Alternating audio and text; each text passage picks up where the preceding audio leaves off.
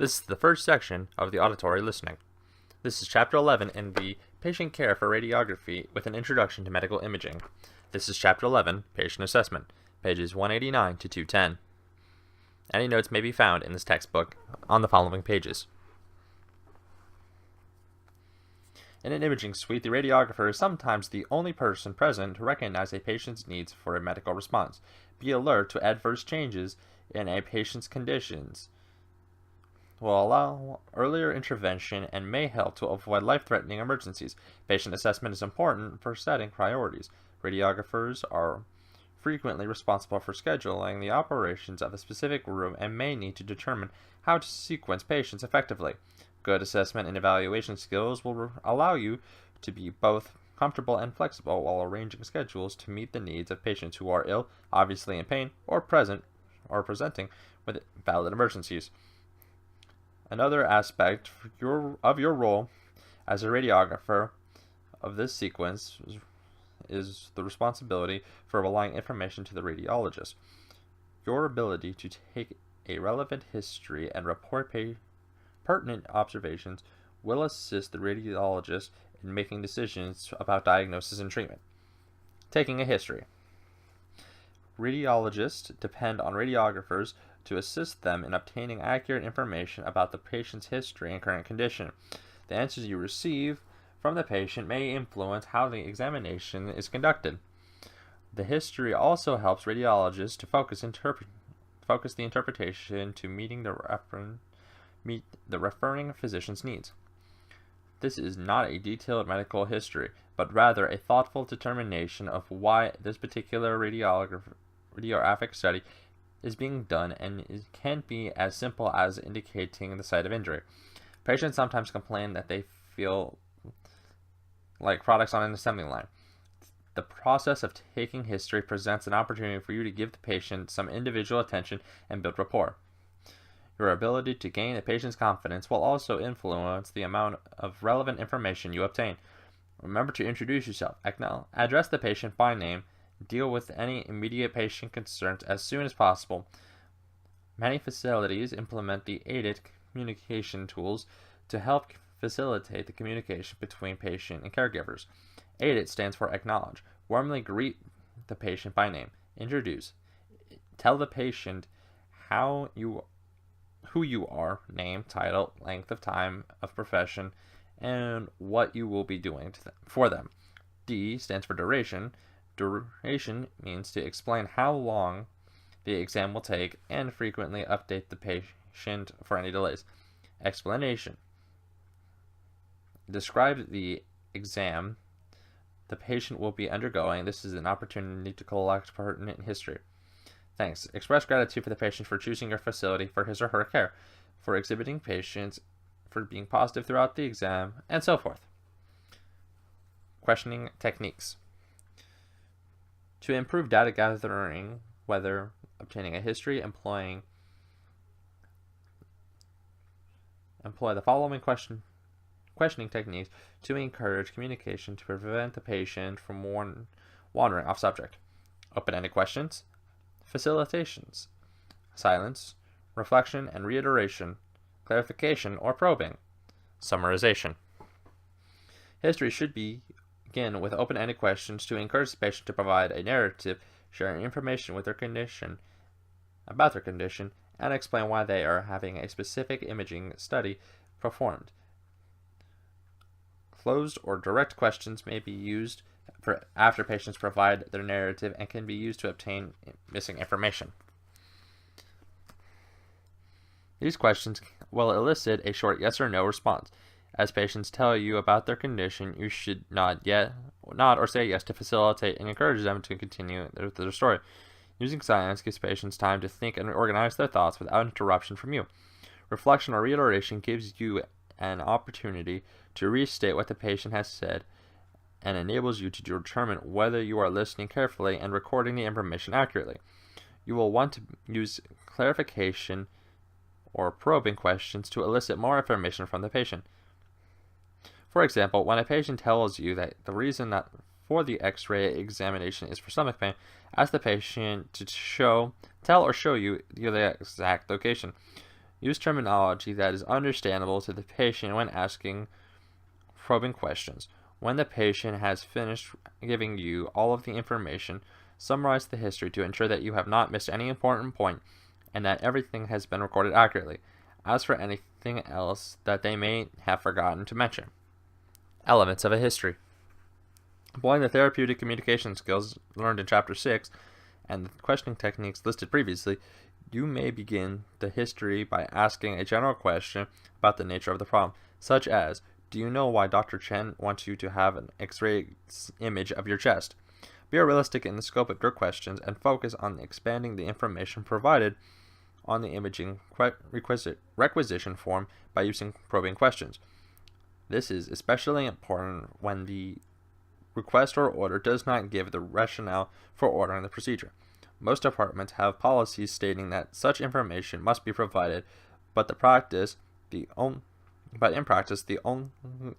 recorded information received is often the admitting diagnosis, which may seem irrelevant without further explanation. The information you obtain is most useful when recorded on forms used in your institution. This may be the paper requisition form itself or another form specific to your setting. You may also be required to enter the information directly into the hospital information retrieval computer system. Certain examinations require very specific histories, and exact information required varies among radiologists. For example, an intravenous IV iodine contrast agent is given to you. Your history should include allergy information and the available data on the patient's renal function. See Chapter 19. Patients may be asked to complete a questionnaire before the study is completed.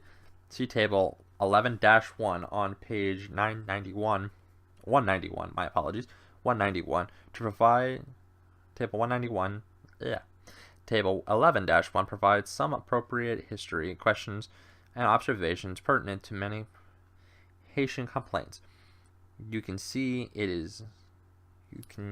use it to become familiar with the types of information that is most useful in specific situations. Examination for patients with chronic conditions or those receiving post-treatment follow-up may require a comparison with previous diagnostic examinations. If there are no part of the current file, your history should contain information on previous relevant examinations, including when and where they were done. Information on the other tests may also be important. For example, has the patient had blood drawn in a laboratory for laboratory tests, or has been examined by a specialist for a specific problem? If the event that had a detailed history is required, the following standard format is frequently used to determine and describe the chief complaint. Using this outline will allow you to elicit the greatest amount of data in the least amount of time and help you to avoid missing relevant information. Onset. How did it start? What happened? When did this first trouble you? Was it sudden or a complaint that gradually got worse? Duration or chronology? Had you ever had it before? Has it been continuous? Does it bother you all the time? How long has this attack been bothering you? Specific location. Where does it hurt, or where is the problem? Can you put your finger on where it hurts the most? Does it hurt anywhere else? Quality of symptoms. What does it feel like? Sharp, stabbing pain, dull ache, throbbing pain. Severity of pain. How severe is the pain? Mild, moderate, or severe? Some like to use a pain scale 0 to 5 or 0 to 10, with 0 being no pain at all and 10 the highest number, representing the worst pain the patient can imagine. Does it wake you up at night? What aggravates or alleviates? What seems to make it worse? When is it worse? Is it worse after meals? At night, when you walk? What has helped in the past? Does that still help? What seems to help now? Does the time of day, amount of rest, change position, and so on make a difference? Associated manifestations. Are there any other symptoms that you are experiencing that may be related to your chief complaint. Tact and caution are required when obtaining a history, because anxious patients may read too much into your questions. Information regarding such serious matters as cancer, surgery, or heart attacks is best elicited in a general way rather than through blunt questions. Do you know why your doctor or this examination is less threatening than is your doctor checking for cancer? At this point, the process of taking a history may seem complex and confusing, but this is a skill that improves with practice. Role-playing with other students, including taking turns as a critical observer, will improve your ability to take a history with sensitive and confidence. As you gain knowledge and experience from clinical practice, you will find that your observation and history-taking skills will become increasingly accurate and pertinent. Assessing clinical physical status. The decisions you make and the communications you will initiate in the course of the radiographic procedure will be most accurate if you begin with a clear understanding of the patient's current status.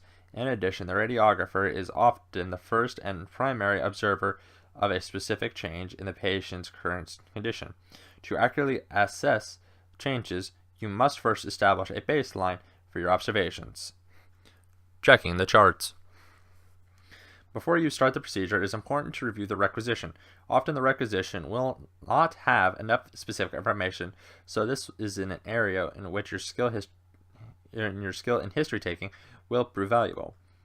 When you add patient history to a requisition, sign and date the addition unless your identification and the date are audited automatically when the document is scanned into the computer. When the patient is in an inpatient, you will have to access the chart and will be able to verify both the order and the procedure and the accuracy of the requisition. Note the admitting diagnosis and the most recent progress notes. This analysis will help you assess for the patient's current physical status and determine whether the preparation for the examination has been done successfully. Although the procedure of scheduling may make such a thorough approach seem difficult, the more familiar you become with the organization of charts and requisitions in your facility, the easier it will become to find pertinent information quickly.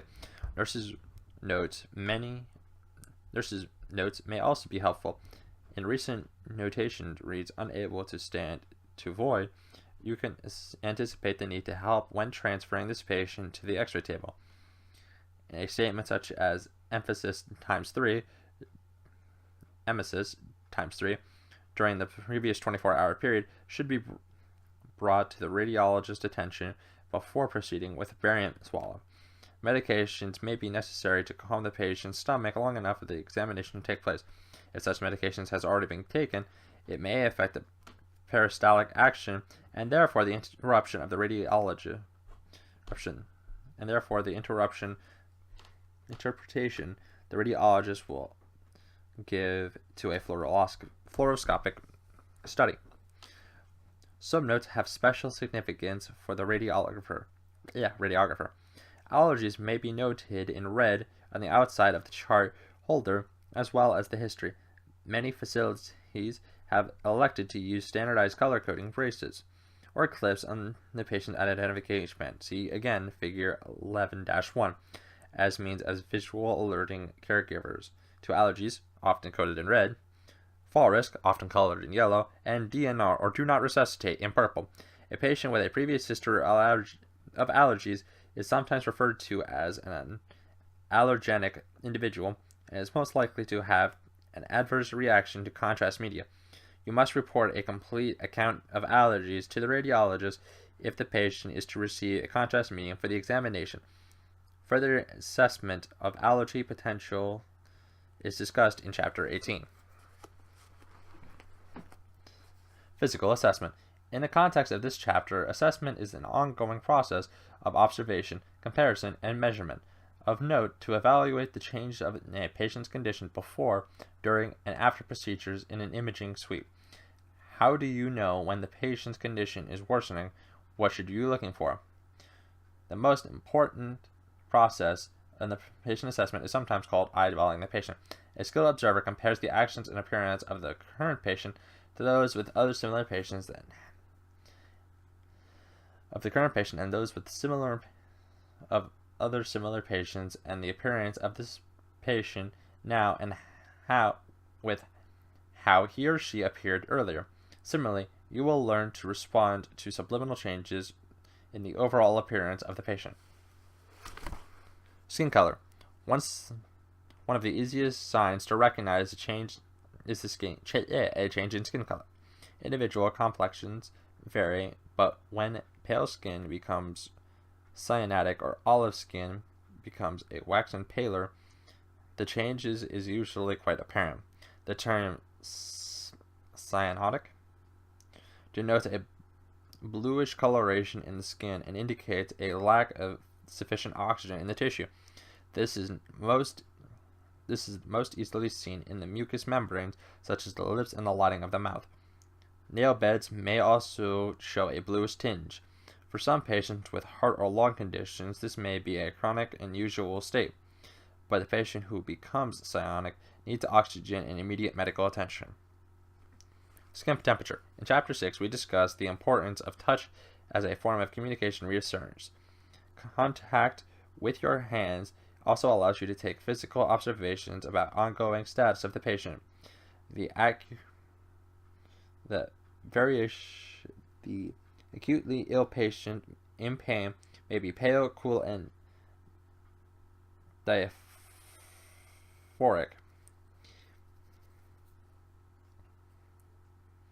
In which it is frequently called cold sweat.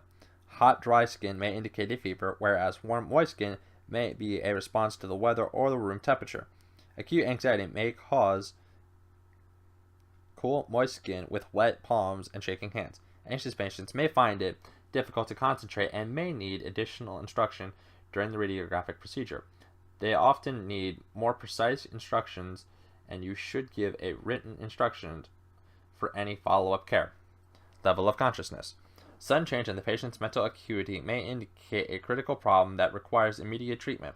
To recognize such a change, you first make a baseline observation of the patient's consciousness. 4 levels of consciousness, LOCs, are generally recognized and may be described as follows. Number 1, alert and conscious. Number 2, drowsy but responsive. Number 3, unconscious but reactive to painful stimuli. Number 4, comatose. To establish a baseline when eyeballing a patient, note whether the patient seems alert. Observe the patient's eyeballs. Are they open and focused? Does the patient look at you when you speak and respond appropriately? If your observations raise questions about the patient's alertness and awareness, ask additional questions. For example, do you know what day it is? Or do you know where you are? Occasionally, the patient will lose consciousness for no apparent reason. The only warning may be a sudden change in expression, especially if the eyes seem unfocused. The cause of such an episode may be the patient suffers from a seizure disorder or the loss of consciousness is precipitated by the stress of the occasion. See Chapter 16. Absence, petit mal, is a seizure disorder without convulsions that can cause a brief loss of consciousness without warning. If the patient is upright, sudden unconsciousness may be caused by a temporary decrease in oxygen to the brain, resulting in a fainting spell. For information about this condition, see the section on syncope in Chapter 16. Breathing. Changes in breathing may signal the onset of serious distress, so it is important to note how the patient is breathing. Normal breathing is quiet and calm and requires no particular attention. On the other hand, breathing that is audible, such as wheezing, gasping, or coughing, or appears to present a struggle for the patient, may require further assessment. A marked increase in the depth and rate of respiration is usually the first sign of respiratory distress.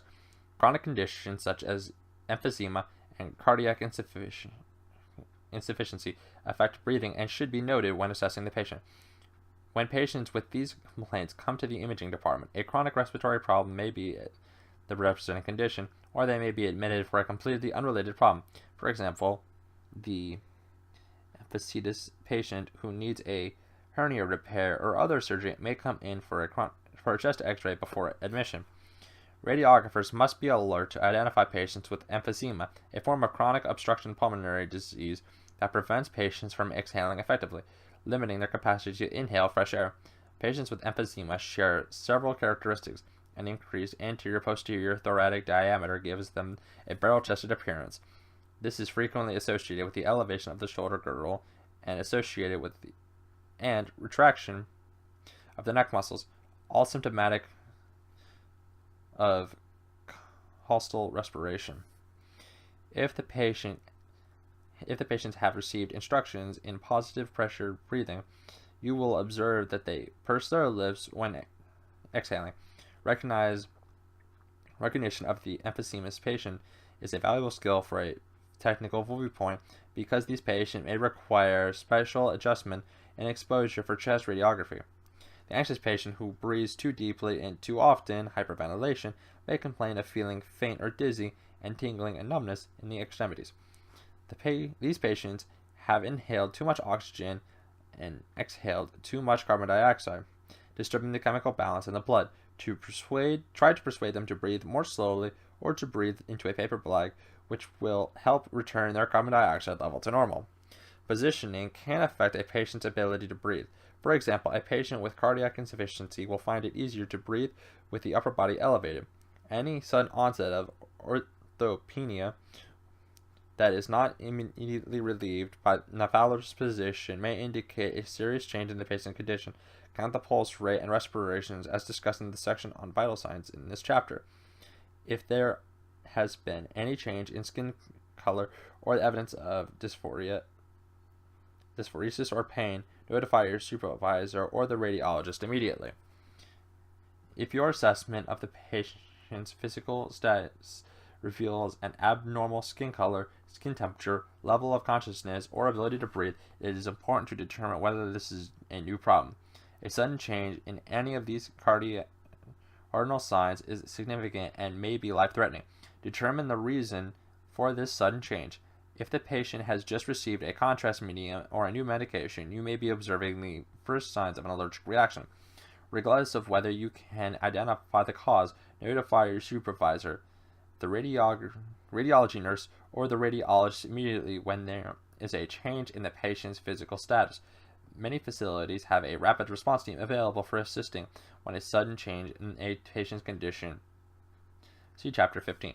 This critical care team of clinicians is paged overhead and will respond to a distressed patient's location to assess whether the patient is stable or will likely experience a cardiac or respiratory event and thus need further care.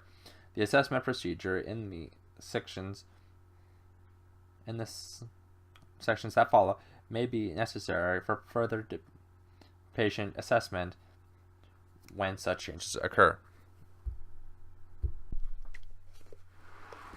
Vital signs. The following procedures are used to assessment of usually referred to as the vital signs. They involve the measurement of temperature, pulse rate, respiration, and blood pressure. Radiographers do not take vital signs on most patients. When the need does arise, it is often the response of an urgent situation. You can respond appropriately if you are wondering whether there is a right or wrong side of the blood pressure cuff. Sharpen your skills at taking vital signs before the need arises. Review your technique frequently. Accuracy is especially important when taking blood pressure measurements.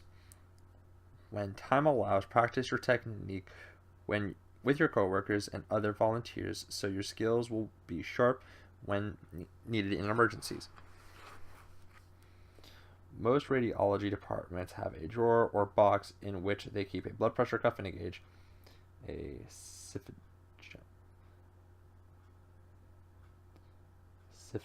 sphygmometer, or a stethoscope, and other equipment that may be required in an emergency. Know where this equipment is stored because even before you are proficient, you may be asked to obtain it in an emergency.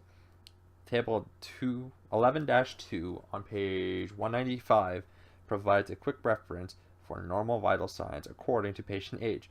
Further discussion on normal ranges for each of the vital signs is included in the section that follows. Temperature. An accurate temperature reading provides important information about the body's basic metabolic state. Although few patients will need you to take their temperature, you should be able to do so competently. In addition, this is one skill that may be used in your own home. Body temperatures vary during the day, being lowest in the morning and highest in the evening. Normal oral temperatures vary from 96.8 degrees Fahrenheit to 99.8 degrees Fahrenheit, 36 to 38 degrees Celsius. Rectal temperatures range from 0.5 to 0.1 degrees higher than oral temperatures. Axillary temperatures range from 0.5 to 1 degrees Fahrenheit lower. In addition, normal temperatures vary slightly from person to person. A tense, high-strung, quick-moving individual is likely to have a higher basic temperature than a placid, slow-moving person, where all else is equal. What is your average temperature range? Although the Fahrenheit scale is traditionally been used in hospitals, an increasing number of hospitals have completely converted to the metric system, which means that temperatures are recorded in Celsius units. See box 11-1 on page 195 for the formulas to convert Fahrenheit to Celsius, vice versa. Fever, pyrexia, and hyperthermia or hypothermia is a sign of increased body metabolism or energy use, usually in response to an infectious process. For adults, fever commonly ranges from any temperature of 104 and 100.4 degrees Fahrenheit or above when taken orally, or 101 degrees and 101.4 when taken rectally. Temperatures may be obtained by the oral, rectal, axillary, tympanic, or temporary artery routes. Alert cooperative patients usually prefer the familiar oral route, while a long-standing belief exists that the oral method is less accurate than the rectal method, but research does not confirm this. The oral route provides an accurate measure of changes in the body core temperature when taken correctly with the probe of the thermometer placed well under the base of the tongue. The oral method is not appropriate when the patient has recently had a hot or cold beverage. Is receiving oxygen or is breathing through the mouth. In these situations, rectal temperature is most accurate and faster, whereas the axillary temperature takes more time and is somewhat less accurate. The axillary method may sometimes be preferred, however, because it is less invasive. Rectal temperatures may be contradicted in certain patients with cardiac conditions and to avoid stimulating the vagus nerve. The 10th cranial nerve, which has connections to the sympathetic nervous system throughout the thoracic, abdominal, and pelvic cavities, and within the rectum. Stimulation of this nerve produces physiological changes called the vasovagal response, relaxation of the muscles in the wall of the blood vessels, slowing the heart rate, lowering the blood pressure, and sometimes fainting. Radiographers are seldom required to obtain rectal temperatures. In the past, the rectal route was preferred for pediatric patients, but has been largely replaced by the use of tympanic and temporal artery thermometers. Hospitals commonly specify tympanic or temporal artery routes for children younger than 6 years of age, or anyone who is confused or unable to follow directions. You are probably familiar with the use of glass thermometers, but these are no longer used in clinical settings because of the new Occupational Safety and Health Administration (OSHA) regulations that strictly limit the use of any device containing mercury.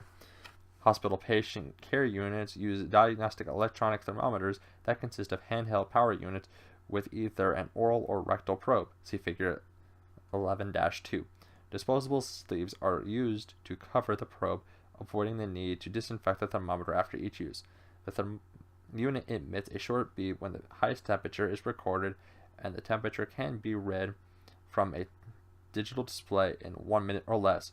Some digital thermometers incorporate the power button, probe, and digital display in a single small unit. This type is less sophisticated, less expensive, and generally not used by a nursing service, but it may be used in the radiology department, in an outpatient setting, or in the home. The general procedure for digital thermometer use with each sprout is found in box 11-2, also found on page 197.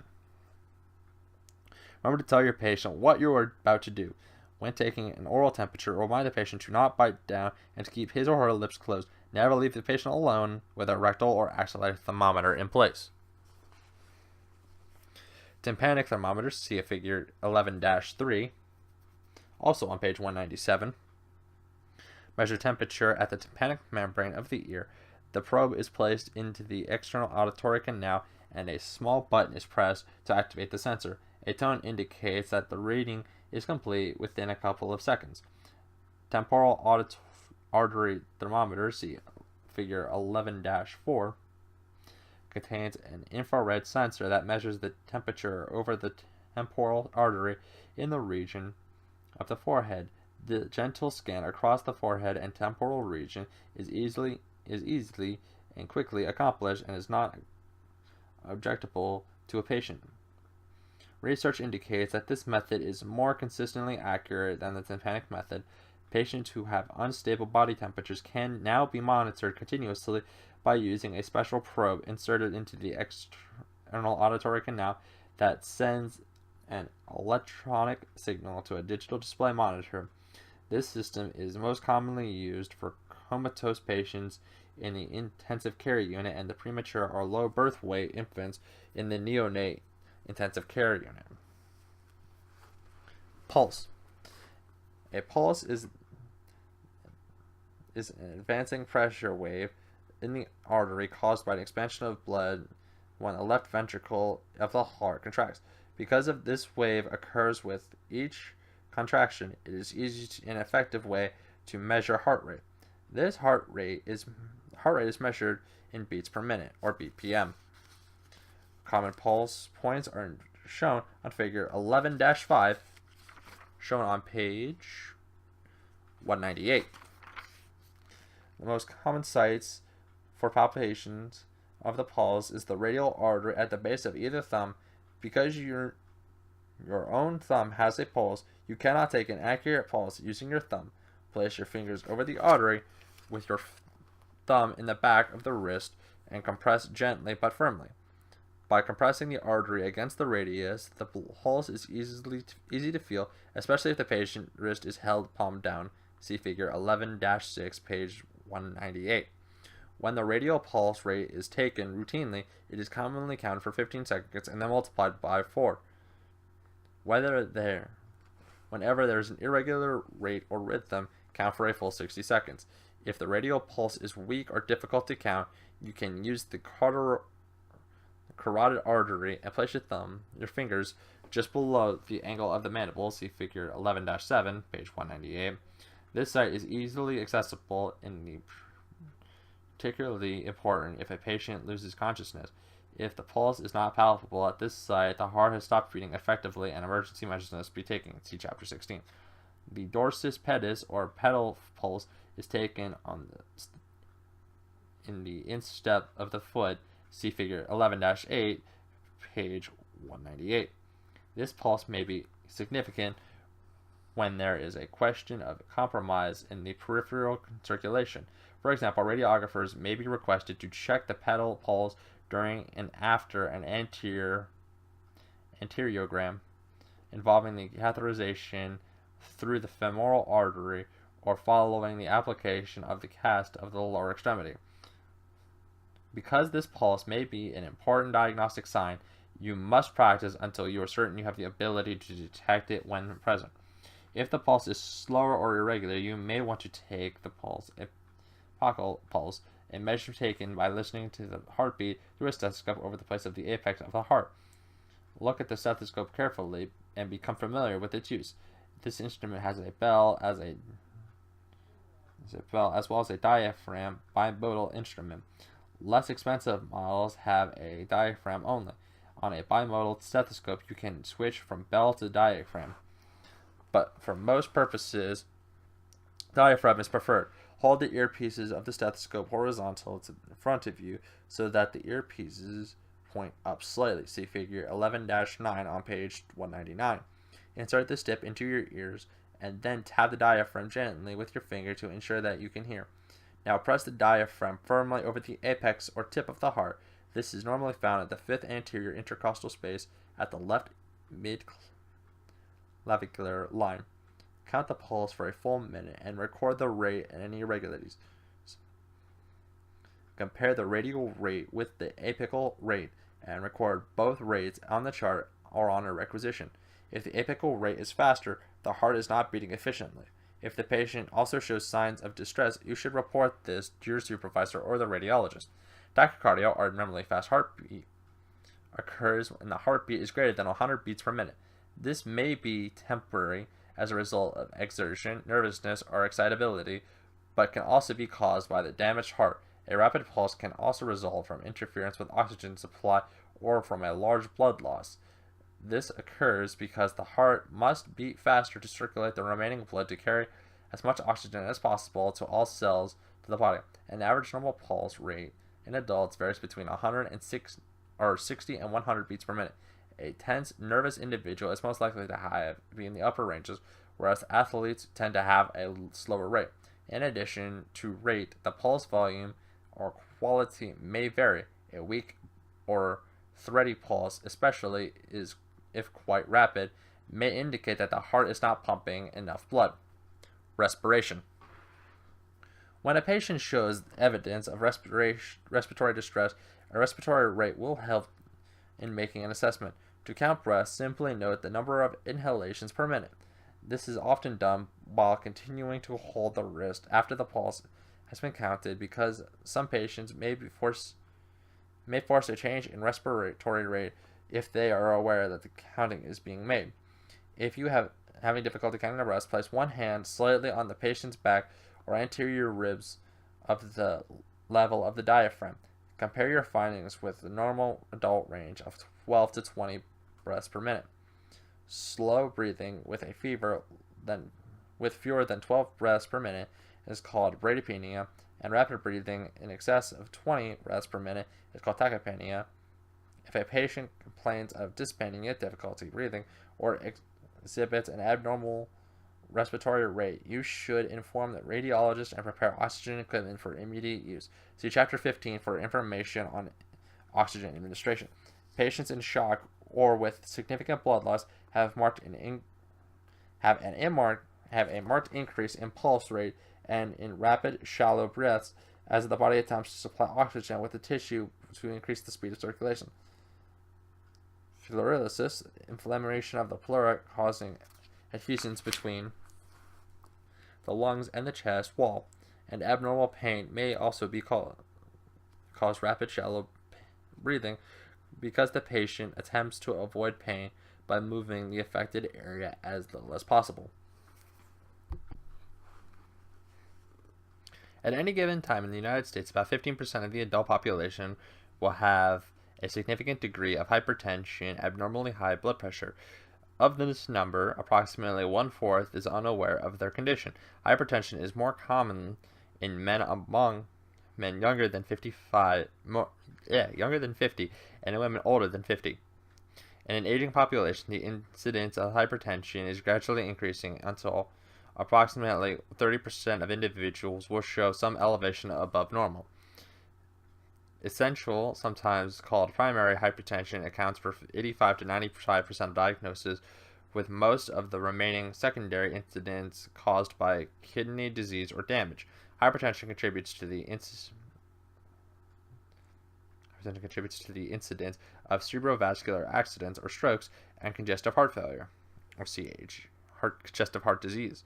Abnormally low blood pressure is called hypotension, resulting in a potentially life-threatening condition called shock. The various types of shock, their causes, and identifications and treatment are discussed in Chapter 16. Blood pressure is measured using a stethoscope and a blood pressure cuff called the sphygmomanometer. There are three basic types of these meters: mercury gravity, aneroid, and electronic. The traditional mercury gravity instrument has been phased out in response to OSHA's goal to remove mercury from all workplaces, so small, portable, and aneroid instruments are now commonly used. The term aneroid literally means not wet or without liquid. Thus, a aneroid mammometer is simply one that does not contain mercury. These devices use air pressure to obtain a measurement. Although they do not measure pressure in millimeters, although they do not measure pressure in millimeters of mercury directly, they provide readings in the same units.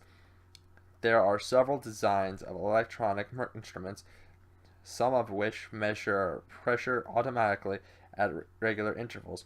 You may observe potentially unstable patients having their blood pressure automatically monitored with electronics and algorithms that display a digital readout. This allows patients to be monitored continuously from the remote location. In the intensive care unit, you may observe nurses using a Doppler unit to measure blood pressure when patients have an extreme weak or low pressure. Aneroid manometers are the type most found in the imaging department. The pressure of the measuring blood pressure is detailed in box 3-11-3, found on page 200. This is illustrated in figure 11-10, found on page 201. Because of this procedure is most frequently used in emergency, it is important to be proficient before the need arises. A blood pressure reading is especially expressed in terms such as 120/78. The top figure is the systolic pressure and is measured in pumping action of the heart muscle itself. The bottom figure is the diastolic. A good way to remember is to think D for down pressure, and indicates the ability for the arterial system to accept the pulse of blood forced into the system when the left ventricle contracts. If you are angry, afraid, or exercising, the top figure is greatly increases. Diastolic figure may also rise, but to a lesser degree. What is a normal blood pressure? The acceptable range of blood pressure varies depending on age, weight, physical status. As a rule of thumb, a normal systolic pressure is measured between 95 and 119 millimeters of mercury, while the normal diastolic pressure may vary from 60 to 79 millimeters of mercury. A systolic pressure can vary from 60 to 79 millimeters of mercury. A systolic pressure between 120 and 139 millimeters of mercury and diastolic pressure between 80 and 89 was once considered normal, but is now considered prehypertensive, even if just one measurement, either the systolic or diastolic, falls within the range. In stage 1 hypertension, the systolic ranges from 40 to 159 millimeters of mercury, and the diastolic reading ranges from 90 to 99 millimeters of mercury. In stage 2 hypertension, the most severe form, the diastolic reading is 160 millimeters of mercury or greater, and the diastolic reading is 600 millimeters of mercury or greater. The new normal reading is set lower because evidence supports that blood pressure greater than 119/79 in prehypertensic stage is likely to increase the risk of heart attack or stroke if left untreated. Hypertension is reflected by a diastolic pressure less than 50 millimeters of mercury or a systolic pressure below 90 millimeters of mercury. This reading may also indicate shock. Hypotension is confirmed when either reading is 20% below the patient's normal baseline. When an output is to receive an outpatient is to receive an intravenous contrast or systemic medication, it is recommended that a blood pressure reading be taken before the procedure to begin to provide a baseline. This is best done if the same position the patient will assume for the procedure. Hospital patients will have a reading recorded in the chart, but will also advisable to check the blood pressure if not taken within the last 24 hours. Generally, a baseline or average blood pressure is established for an individual by taking 3 readings over a period of time. In an emergency, a single reading can be reported to the physician and should be compared with previous recording results. If available, take an additional reading as soon as possible. Common laboratory tests for patient assessment. Although radiographers are not usually responsible for monitoring laboratory tests, they should have a general knowledge of such values and their significance with respect to the current condition of the patient. This information is particularly relevant when anticipating injection of contrast media for special examinations. See Chapter 19. The following is a brief discussion of some of the more common tests. Normal values are shown in Table 11-3. Again, also shown on page 202. Complete blood count, or CBC. The complete blood count is frequently performed as part of the diagnostic workup or a complete physical examination. The scope of CBC may vary depending on the laboratory and the equipment available.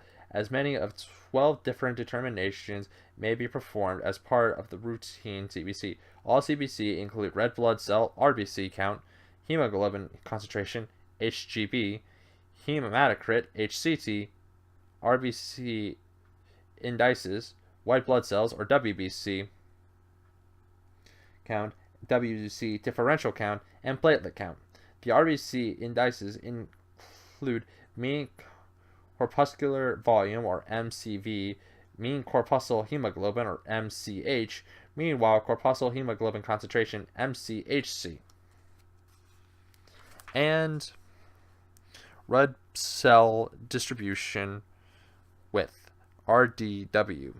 Some laboratories also report the mean platelet volume, or MPV, but the diagnostic value of this test remains uncertain in the routine testing. A microscopic evaluation of a sustained peripheral blood smear is performed when there are significantly abnormal results on the automated CBC. This manual differential includes evaluation of WBC, RBC, and platelet morphology. The CBC provides specific information about the types and number of cells and the makeup of blood. These blood cells enable the body to transport oxygen and carbon dioxide to facilitate the blood clotting and immune response. RBC count, hemoglobin value, and the HCT value all relate to the red blood cell component of the blood. Hemoglobin is the pigment in the red blood cell that carries oxygen from the lungs to the tissue. It is essential to sustain life. Carbon dioxide is produced when oxygen is utilized and transported by RBC back to the lungs to be exhaled.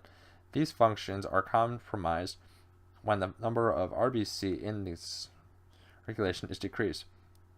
This is reflected as an abnormally low RBC, low HBG, or low HCT.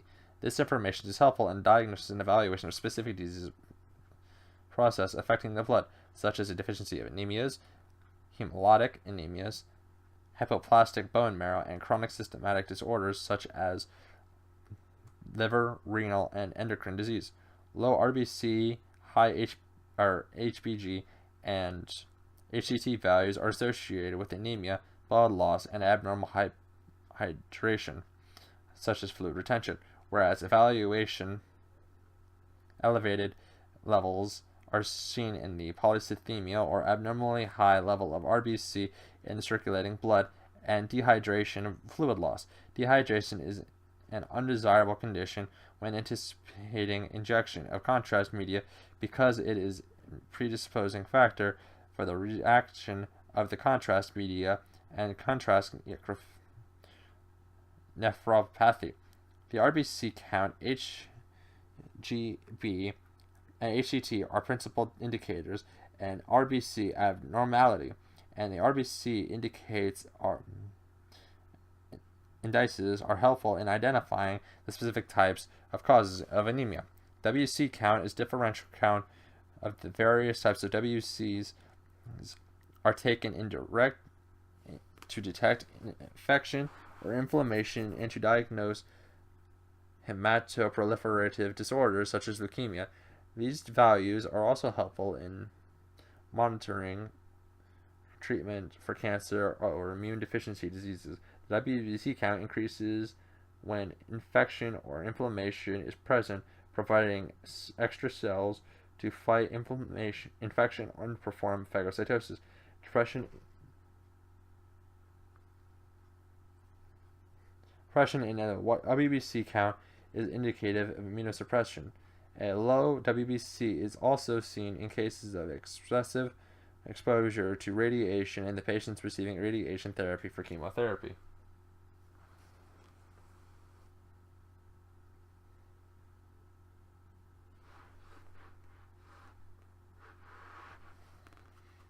Erythrocyte sedimentation rate. Another blood test frequently ordered is the erythrocyte sedimentation rate, or ESR, or SED rate.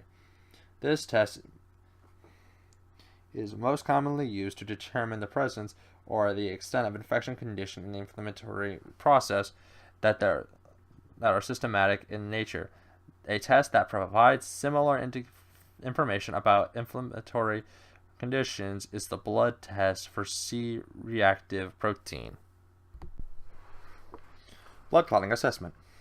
It is important for blood to clot adequately so that the patient will not hemorrhage from minor injuries or invasive diagnostic or surgical procedures. On the other hand, when the blood clots too rapidly, blood clots may form within the blood, preventing blood flow and causing tissue necrosis. A blood clot formed in the wall of a vessel is called a thrombosis, plural, a thrombi. A thrombosis formed in a large vessel sometimes detaches from the vessel of the wall, becoming a free-floating clot called an embolism, or an emboli in plural. Emboli are carried in the blood stream until they reach a vessel that is too small for them to pass through freely.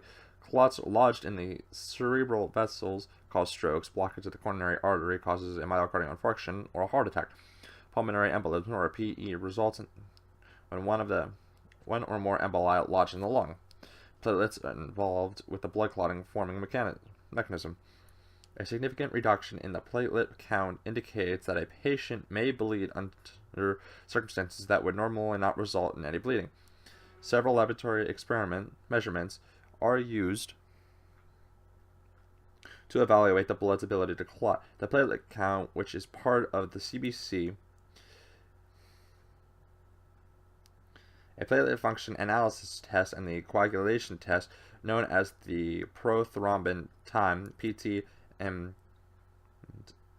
the thromboplastin time, prothrombin time, PT, and partial thromboplastin time, PTT. The results of these tests are used to assess the risk of hemorrhage and stroke. Sometimes additional coagulation studies are used. The heparin XA assays is used to monitor the anticoagulant heparin, and the D-dimer test is used to detect the presence of disseminated intravascular coagulation. The D-dimer is also used to screen for pulmonary embolism or deep vein thrombosis. Patients at risk of first stroke or heart attack may be treated with anticoagulant medications such as heparin or warfarin, Coumadin. Patients receiving heparin are monitored with either a PTT or a heparin XA assay. Those taking Coumadin are closely monitored by PT testing, and their medication dosage is determined by the test results. The importance of accurate and reliable PT measurements for these patients, coupled with the variations in testing chemicals and standards across the globe, has resulted in the establishment of standardized reporting system for PTTs called the International Normalization Ratio, also known as INR. The PT is reported in seconds and purposes for screening for inherited or acquired coagulation factor deficiency states. The INR is reported as a numerical ratio with their epigenetic range between 0.2 or 2.0 and 3.0 for patients taking oral anticoagulant medications. The PT may affect the choice of contrast media. The prolonged PT or increased INR may be contraindication for certain invasive procedures and contrast media examinations. Blood chemistry tests. Other laboratory tests measure the presence of certain biochemicals or anylates in the blood, and a great variety of these tests are available to the physician.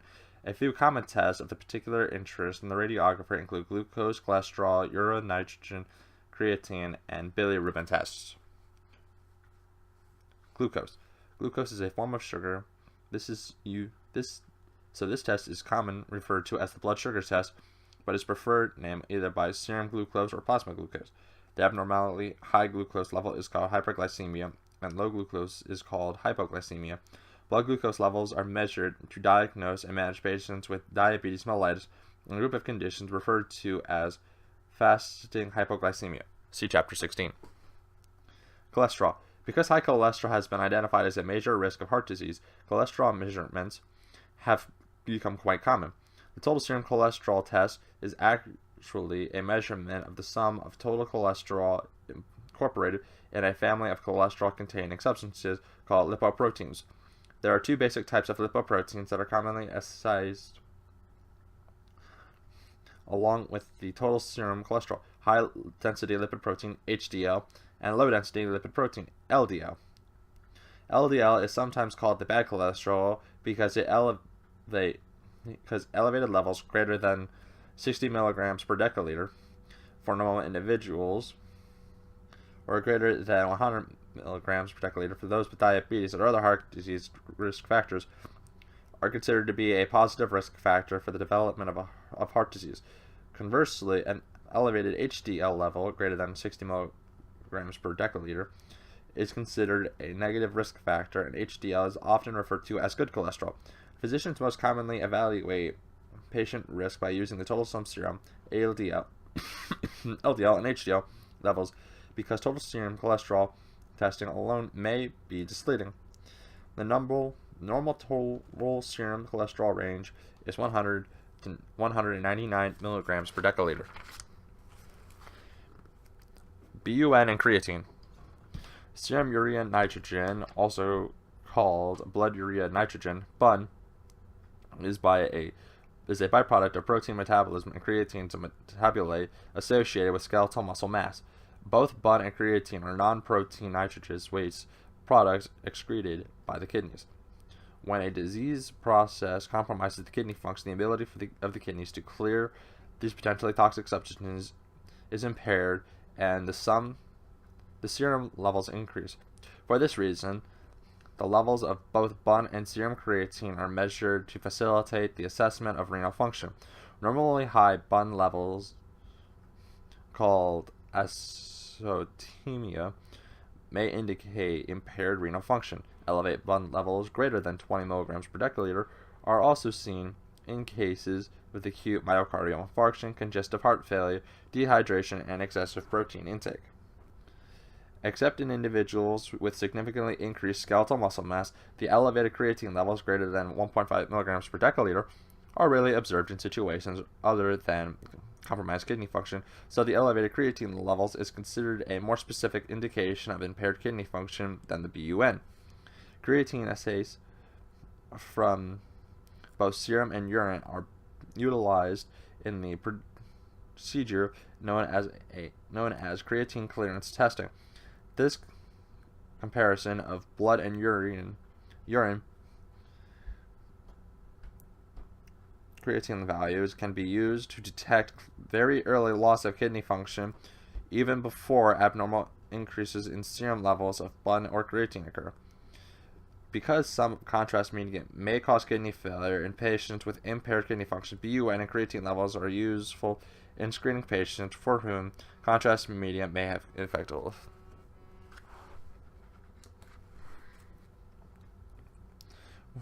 Contrast medium may have a toxic effect. See Chapter 19. Serum bilirubin.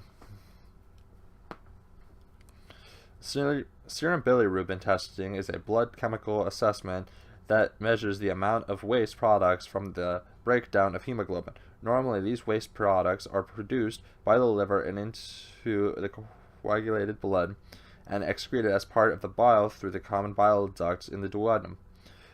Physiologically, bile aids in the digestion of dietary fats. Because any obstruction to the flow of bile out of the liver may result in increased amounts of coagulated bilirubin entering the peripheral circulation, increased serum levels of coagulated bilirubin may indicate early liver disease. When bilirubin levels are very high, a patient's yellow and sclera of the eyes may take on a yellow color, and the patient is described as jaundiced.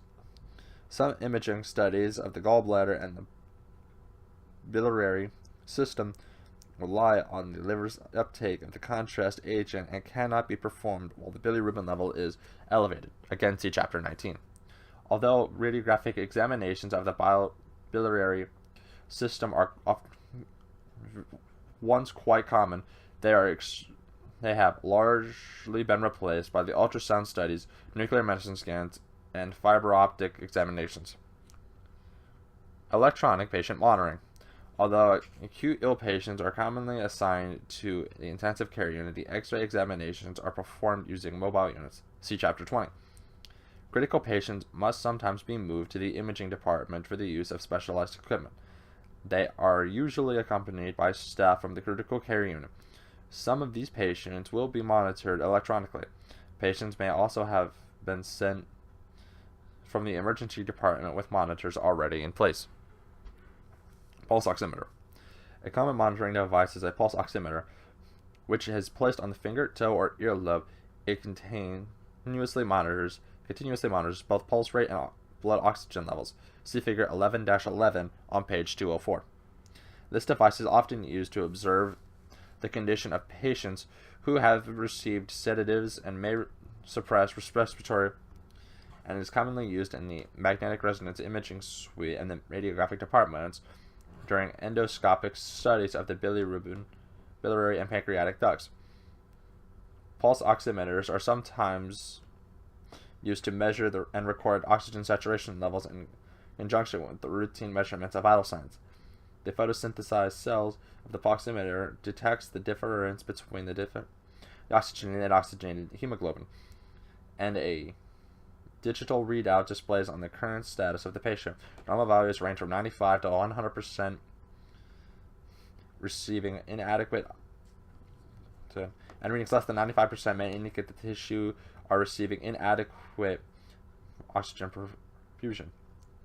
Because the sensor depends on reflected light, fingernail polish may need to be removed before applying the oximeter to the finger.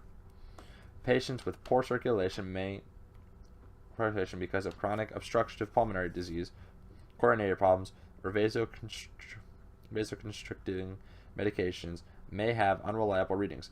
If you are able to observe a digital readout or the value falls below the normal range, first assess the patient for any adverse changes. If the patient is not pale, euphoric, or exhibiting decreased respiration, check the equipment. Ensure that the pulse oximeter probe is still attached to the patient. If the patient has been prescribed oxygen, verify that the oxygen is flowing unimpeded,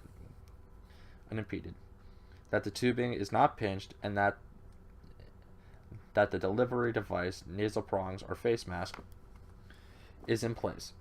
If the reading is still abnormal and the patient is distressed, or having a nurse or physician check the patient before continuing with the examination. Electrocardiograph monitors. An electrocardiograph is a device that measures the electrical activity of the heart and displays the information graphically in the form of waves on a paper tracing or on a monitor screen. The graph that is produced is called an electrocardiograph, or ECG, or EKG. Deviations from normal are automatically recorded and may activate an auditory alarm. Continuous ECG monitoring is standard practice in most critical care units. Patients may be brought to the imaging department while being monitored over time to detect and record cardiac irregularities. Patients from the emergency department who suffer from various acute medical or traumatic problems may come into the radiology department while connected to an ECG monitor. The ECG monitor may be ordered during a specific imaging procedure or treatment to closely watch the patient's cardiac function.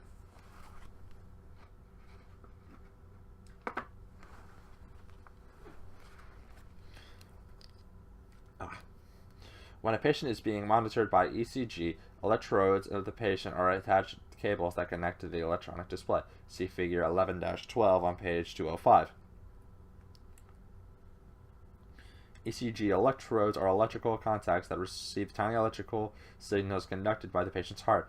They are incorporated into disposable adhesive patches attached to the patient's skin. It is essential that the cables and the electrode patches remain secured while the patient moves. An abnormal tracing may result, which may seem to indicate an arrhythmia. If the electrode becomes loose or detached, a flat line tracing may result that seems to indicate asystole, the cessation of cardiac activity. 3 electrodes are commonly used for the continuous monitoring. 2 primary contacts are placed on the anterior chest, one on each side of the sternum at the level of the second intercostal space. A third is attached on the side of the chest at the level of the 6th or 7th intercostal space. See figure 11-13 on page 206. These are then connected to 3 colored and or labeled cables: white R-A, right atrium, black LA, left atrium, and red LV, left ventricle, which sends the heart electrical signal to a monitor. A common rhyme to remember which color cable is connected to the electrode is white on red, smoke on fire. The white cable attaches to the electrode on the upper right side of the patient, and black on the electrode on the upper left side, and the red lower than the white electrode patch. If the cable is loose, reattach it by snapping or clipping it onto the button. Contact with the electrode path. If the patch falls off, cleanse the skin with the gauze pad, apply a fresh electrode patch, and attach the cable to the new patch. Supplies are usually kept in the drawer in the rolling cabinet that supports the monitors. Patients who are being monitored by ECG are sometimes temporarily disconnected from monitors when going to the radiology department. In such case, the electrode patch may be left on the place of the patient's chest so that the patient can be easily reconnected to the monitor on returning to the nursing unit or emergency department. Although the patches produce minor metallic or plastic artifacts on the chest radiographs, see figure 11-14 on page 206, it is not necessary to remove them unless specifically ordered to do so by the physician. Leaving the patches in place saves time, but if monitoring must be resumed on the emergency basis, and saves the expense of replacing the patches. Basic ECG rhythm recognition. Although the diagnostic interpretation of the ECG is a physician's responsibility, it's important for you to be able to recognize the configurations that may indicate life-threatening situations. An understanding of the cardiac cycle will help you appreciate the significance of the ECG rhythm patterns. You may also find it helpful to review the basic anatomy and physiology of the heart. There are 2 types of myocardium heart muscle tissues: contracting muscle and conducting muscles. Figure 11-15 on page 207 illustrates the conducting muscles tissue and its position in relation to the 4 chambers of the heart. The cardiac impulse is a tiny electrical current that originates in the junction of the vena cava and the right atrium. Conducting myocardium, called the sinoatrial node, it spreads the circular wave over the atrial walls, causing the atria to contract. The impulse then passes through the atrioventricular node, a second area of conducting myocardium. From this node, it passes through a band of conducting muscle connecting to the atria of the ventricles, called the bundle of His. The bundle of His divides into the left and right bundle branches, conducting the cardiac impulse on the left and right ventricles.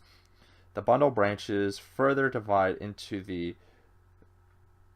Purkinje fibers, fine strands of conducting muscle that transmit the impulse of the contracting muscles of the ventricles.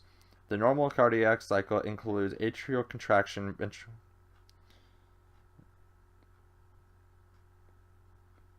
The normal cardiac cycle involves atrial contraction, ventricular contraction, and rest. The transmission of the electrical wave causes contraction of the chamber walls, called the depolarization. Each contraction is followed by repolarization and electrical recovery period following the ventricular repolarization. The heart rests for a moment in a state of polarization, and the state begins again. When the heart is functioning normally, the cycle repeats 70 to 100 times per minute with a regular rhythm. The ECG graph is centered on the isoelectric line.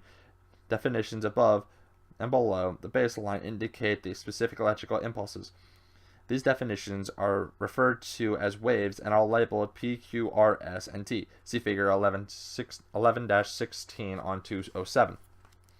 Together, the Q, R, and S wave are called the QRS complex. The QRS complex represents the ventricular contraction, and the P wave indicates the contraction of the atria and the beginning of the depolarization.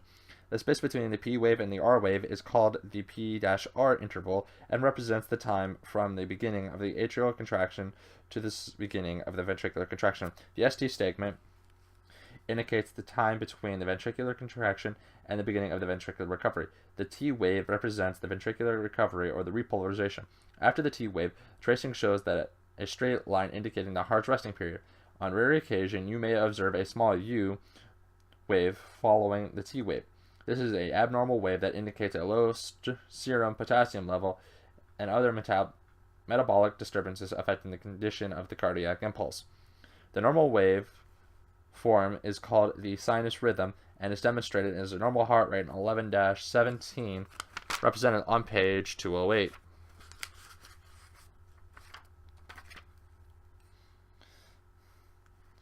The sinus tachycardia, again shown on figures 11-18 on page 208, is a rhythm in which the tracing shows a rapid heart rate without other further deviation from normal. This ordinarily results from an increase in physical activity or from fear, excitement, or chemical stimulation such as too much caffeine. For patients who have a pre-existing heart problem, however, this rapid heart rate may be a precursor to a life-threatening ventricular tachycardia. Sinus bradycardia is an abnormal slow heart rate fewer than 60 beats per minute, shown on figure 11-19 on page 208. This slow heart rate may be perfectly normal for the healthy individual and is frequently seen as athletes who have developed a large cardiac output.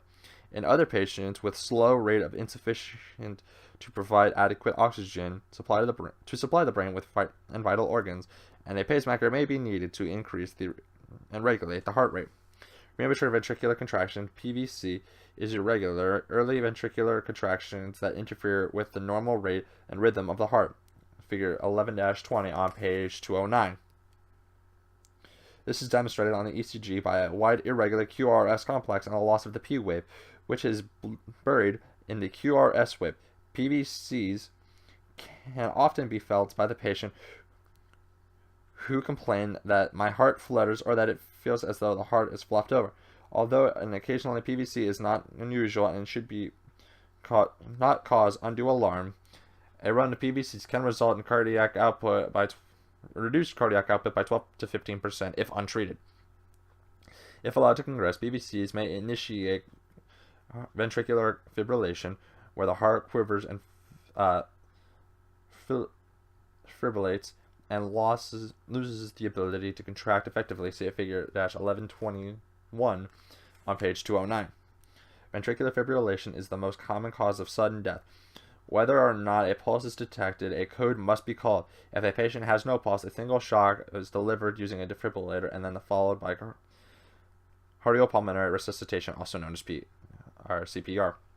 The code team will give the patient an initial administration of 1 milliliter of epinephrine, which causes the vasoconstriction, increasing the coronary perfusion pressure and allowing the more oxygen in the blood to reach the heart.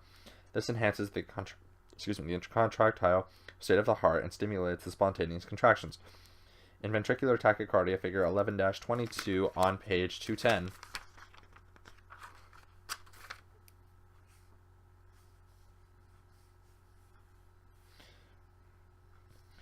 In ventricular tachycardia on figure 11-22 on page 210, the heart rate may be as high as 150 to 255. or 250 beats per minute. Although the heart rate may be beating regularly, the cardiac output is too low to be effective, and the patient may lose consciousness and become hypotensive. In most cases, amiodarone is administered intravenously, and in some cases, the patient will need to be defibrillated. If untreated, the ventricular tachycardia may progress to ventricular fibrillation. Atrial fibrillation 11-23 on page 210 results in the continuous and irregular entry of electrical impulses back to the atria. Because this impulse is too rapid and continuous, they spur a sudden and irregular ventricular response. Atrial fibrillation in young patient may be caused by arrhythmic mitral valve disease. Atrial fibrillation is more common in older patients with whom atherosclerotic heart disease is a major cause. Palpitations, nausea, weakness, and fatigue may be caused during an attack of atrial fibrillation. Sudden attacks tend to occur periodically before the condition becomes chronic. If the patient suffers from mitral stenosis or other left ventricle disease, cardiogenic shock, or acute pulmonary edema may result. See Chapter 16. Treatment is initiated primarily to slow the ventricular response and increase cardiac output. If the patient does not respond to the medication, cardioversion may be performed. Cardioversion is an electrical stimulation of the heart to restore its normal rhythm.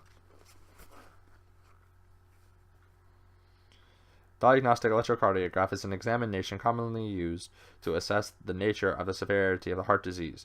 It is similar to the ECG monitoring, but it provides a more comprehensive assessment in the per-minute record. And the job descriptions of the radiographers do not usually include the studies. Arterial catheters. One of the comprehensive ways to monitor cardiac activity is to introduce a special arterial catheter into a large artery where it can provide continuous measurement of the heart rate and blood pressure. Catheter placement is a special procedure applied under sterile surgical conditions. These catheters and their placements are discussed in Chapter 20. Electroencephalogram. Another physiological monitoring and recording device is the electroencephalogram, or EEG. This device may not be commonly seen in the radiology department. The EEG machine is similar to the function and design of the ECG unit, but its cables that attach to electrodes in the patient's scalp to record or monitor the electrical activity of the brain. These devices are commonly used to evaluate patients for convulsive disorders, but can also help the physician diagnose other conditions that affect the brain activity. An EEG can show an cessation of electrical activation of the brain, providing one of the criteria used to determine legal death, especially in situations involving organ donation. Most electronic monitoring devices are applied to a critical care setting, and special training is necessary both to apply and monitor these electronic instruments. They are useful to provide rapid and accurate information, but also subject to error when connection becomes loose, are placed incorrectly, or patient moves. Chapter 19 provides more information about some of the highly sophisticated patient monitoring systems used in the intensive care unit. This concludes Chapter 11 in the Patient Care Manual.